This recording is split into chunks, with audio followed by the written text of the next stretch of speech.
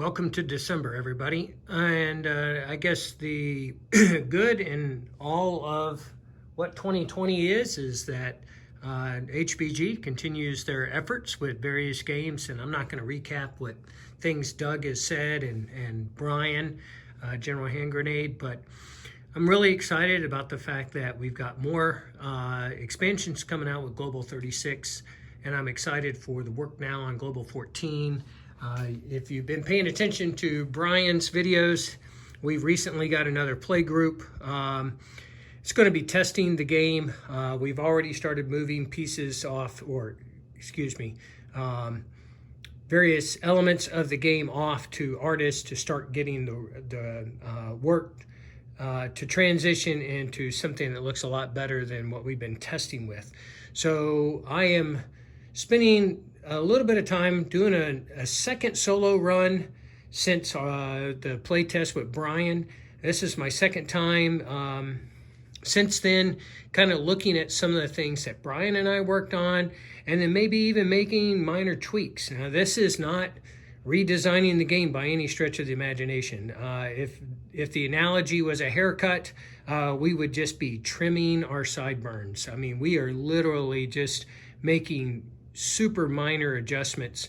And unless this group that we have testing really just somehow breaks the game, which is highly doubtful, I think it's going to go very well.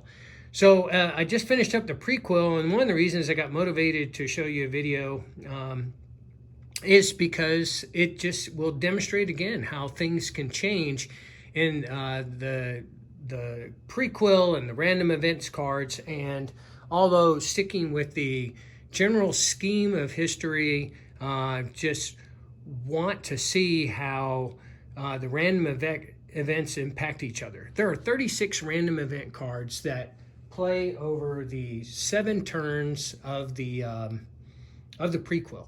So that means 14 cards will be drawn, 14 of the 36. So there's obviously a lot of variation that can take place. And they have some plausible ahistorical elements to them. And so I'll talk about that a little bit and just kind of how this prequel test has gone. And then my intention is to run through Global 14, run through the Civil War, use that to calculate the transition, because again, one of our first expansions is going to be this transition between Global 14 and Global 36. It's going to be again, very similar to my analogy. It's not going to be a haircut, where it's not a total redesign. I'm not going to imbalance Global 36. It's going to be things that could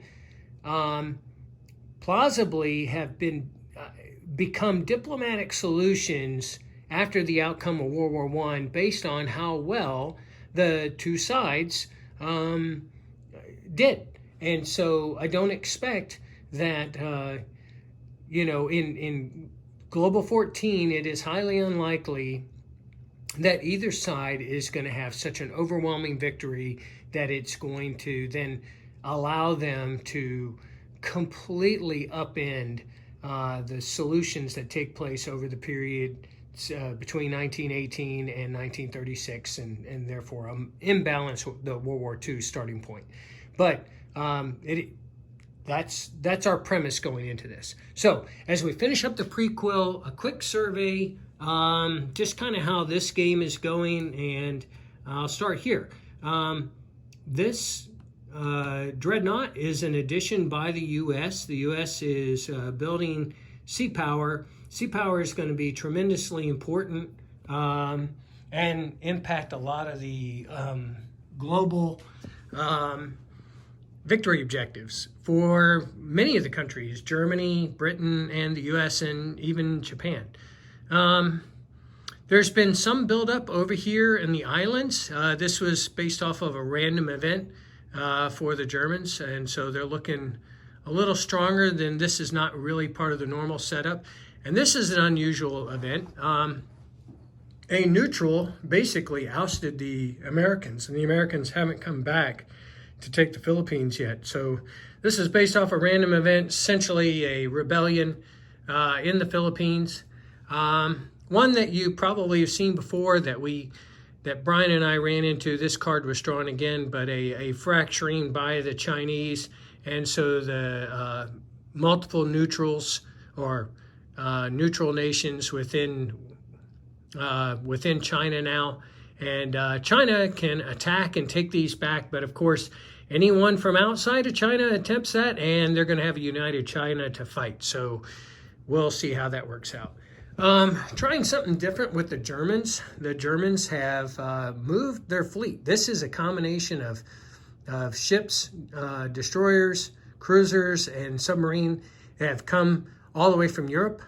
They came out of the Pacific. They've consolidated off German East Africa and trying to figure out what would be the best option for them. Now the British and the French have started moving their fleet also to intercept, but they also have to make sure that they don't uncover Europe, don't uncover the Mediterranean. There's plenty of reasons. They've got to keep their navy just about everywhere. So, but this is a threat. What's the best move? If you were Germany, would you go for South Africa? Would you make a run? Probably not going to be able to do much. You only got one unit, one transport, at least for the first move. So he's got to go somewhere where he can build up again. You need a manpower icon. So, moving over here to Ceylon wouldn't necessarily be a good idea. No manpower icon, couldn't build units. You'd be facing more big counterpunch here. Attacking the Netherlands, well, that would just upset the Americans, probably bring them to the war sooner. Maybe you just go after South Africa. I don't know. You also have now the prequel. The vast majority of the prequel fighting actually takes place in the Balkans. In the Balkan mini-map, there is a mini-map that is played during the prequel. At the end of the prequel, you transition the units back to the main map. It kind of takes it from tactical operational back to operational strategic. So you do play the game from summer of 14 on here. So what happened? Well, I can't give you a blow-by-blow, but in the first Balkan War, the Bulgarians are working with the Balkan League, which includes Serbia and Greece and Montenegro. And basically, the Russian player will control this minor, and they use them to just blunt attack and mash themselves up against the Ottomans. Now, the Ottomans look pretty strong, but that's because the Germans and Austrians poured a lot of Lend-Lease into the Ottoman Empire. And essentially, due to some poor rolling on the part of the Bulgarians, the Ottomans counterattacked, and they start off with Bulgaria as part of their peace of World War I. Now, some other things happened. The Austrians took Montenegro. Normally, a major power can't get involved, other than the Ottomans, can't get involved, but there is a random event that allows the Austrians to only fight in the Balkan mini-map, and they did that, and they took Montenegro.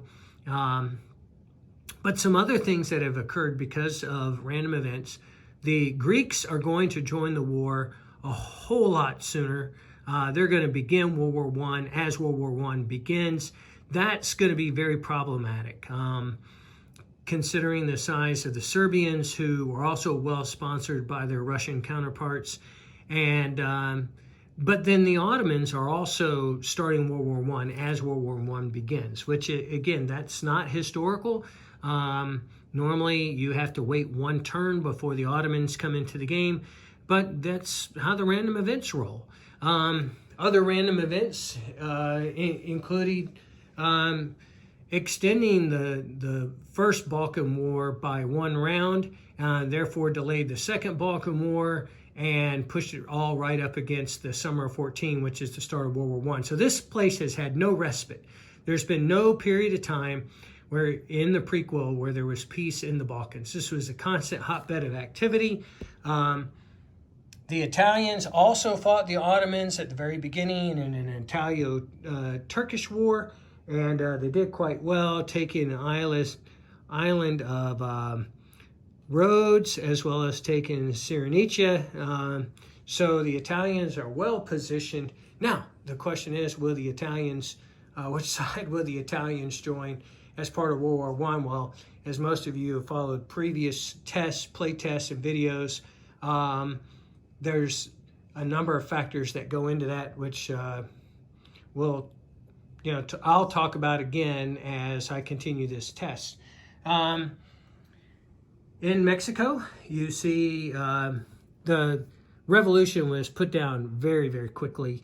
And when it was, basically Mexico, the federales revert back to a peaceful neutral.